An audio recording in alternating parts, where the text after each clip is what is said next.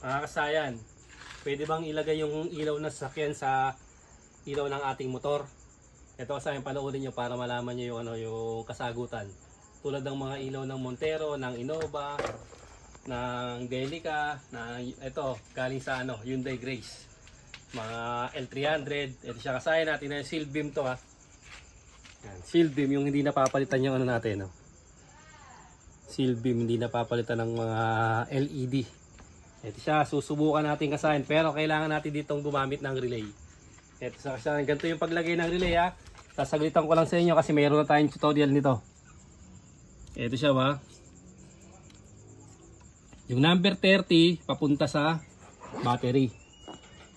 Number 30 kasayan ha, dito lang kayo titingin ha. Mayroon tayong tutorial kung paano maglagay ng relay. Number 30, diretso sa fuse ng battery, 15 ampere. Ito siya ba, pupunta sa number 30. Tapos yung 85, ito ground. Pwedeng body ground, pwedeng pwedeng body ground, pwedeng negative ng harness. Model natin XRM Honda, kaya kulay green yung negative niya. Tapos etong kabila, yung 86 accessory wire. Yung accessory wire natin ha, iilaw lang siya pagka binuksan na yung ating susian. Tapos yung 87 papunta sa ating papunta sa ating 3-way switch. Ito siya ba? Ito yung ating 3-way switch. Ating cutter natin. Naligaw. Test tayo.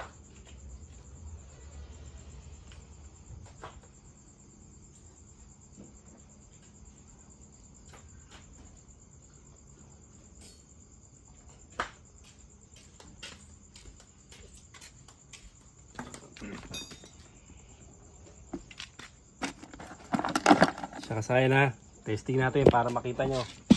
Para kung halimbawa low budget at meron kayong mga luma, pwede nyo siyang gamitin. Ito yung accessory wire ha, yung kailangan pagbukas ng susian tsaka siya gagana. Testing natin, meron accessory wire. Diyan yung lalagay yung isang natin, isang part ng sa yung 85 na 86 natin nandito. 85 nasa negative. 86 nasa accessory wire. Tapos yung 87 sa common ng 3-way switch. Tapos number 30 dito sa may battery, diretso ng battery. Tapos ito yung ilaw natin ha. Siyempre ito yung mga ganitong ilaw, may mga bracket naman yan. Pwede nyo itapat kung saan nyo siya pupwesto. Huwag lang lalampas sa manubela kasi mahuli tayo. Siya ba? Hawakan muna ito, kukunin natin itong dalawang wire. Lalagay natin yung common na, ito nakakabit na yung common natin sa 87 ng relay. Itong dalawa na lang.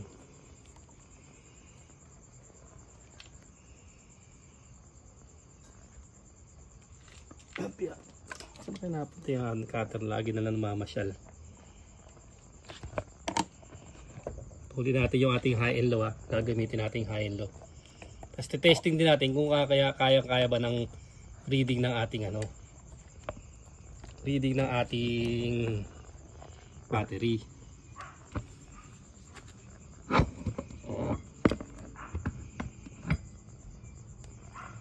Kulay green. Isa pa yung kulay green pa. Basta na kailangan makuha na natin yung common ha. Naka-relay tayo para hindi masisira yung ating ilaw. Ito siya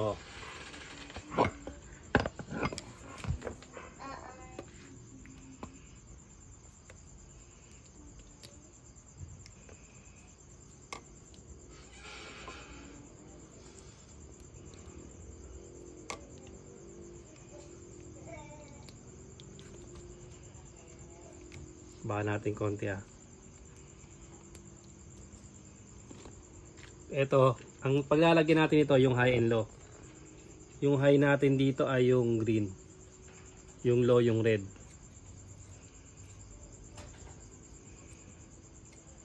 Yung high yung green. Pag nagkabaligtad naman tong ito naman pala pag di nyo nakuha yung negative, hindi rin iilaw yung dalawa. Kailangan mahanap nyo naman yung negative nito. Negative sa ilaw ito yung kulay green.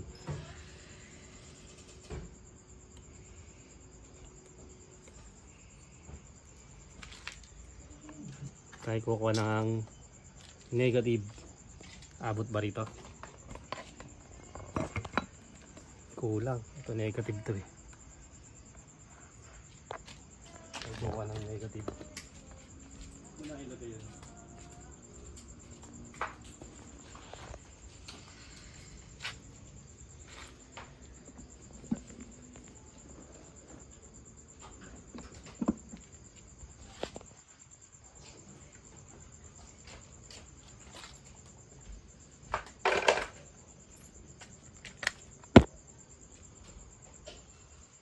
Duduktungan lang yun nating N negative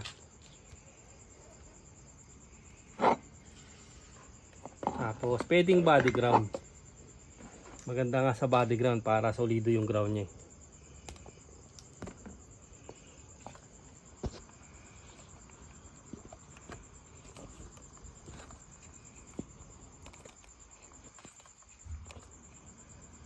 Okay, tapos testing na natin. Kung magana na siya. Uy, wala. Tulak din tayo sa relay natin.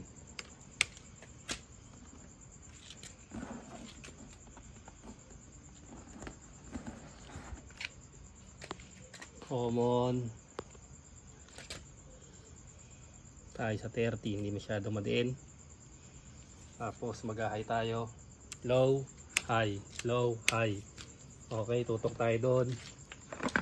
Hop, tadaan. Baka dumikit ito sa ano. Pumutok ang ating ilaw. Sakasahin ha. Siyempre, bababa lang natin siya. Tapos ito yung ating ano, low, high. Low, high. Ayan, sakasahin ha. Hawakan mong ganito. Pati yung manubela.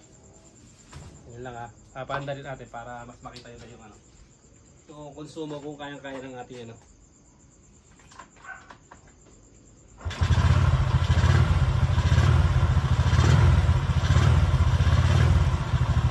Kaya siya kailangan kasahin ng relay para stable siya.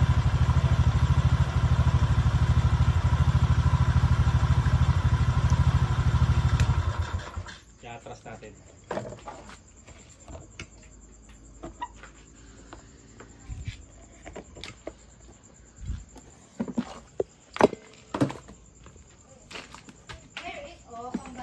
Set up namin kasahin to babalikan namin kayo tapos titaypan lang siya tapos babalikan namin kayo tapos testingin natin ito na kasahin, testingin natin ito na yung low natin yan. Tapos ito yung high kasahin low high. Kaya nakasahin na, pwede siya kaya siya may relay para stable siya, hindi siya kukurap-kurap. Kailan mag-adjust yan pag nilagyan nyo ng bracket yung gagamitin yung ano, gagamitin yung ilaw. Tapos testing natin dito, tingnan mo dito sa ano, sa ano, battery. Testing natin ngayon siya.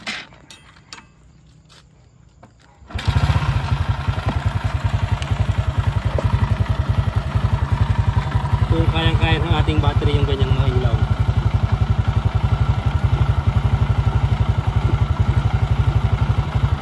Ay sayang.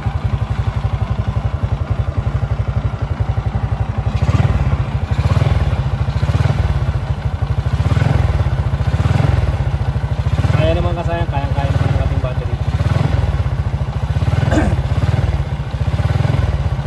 Pwede kasayang pwede nyo gamitin kaya naman ng ating battery.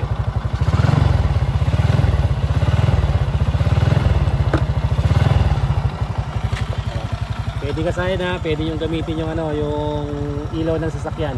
Kabi sa inyong motor. Mga tricycle, kolong-kolong, pwede yan. Hanggang dito lang mga kasayan. Salamat sa panonood.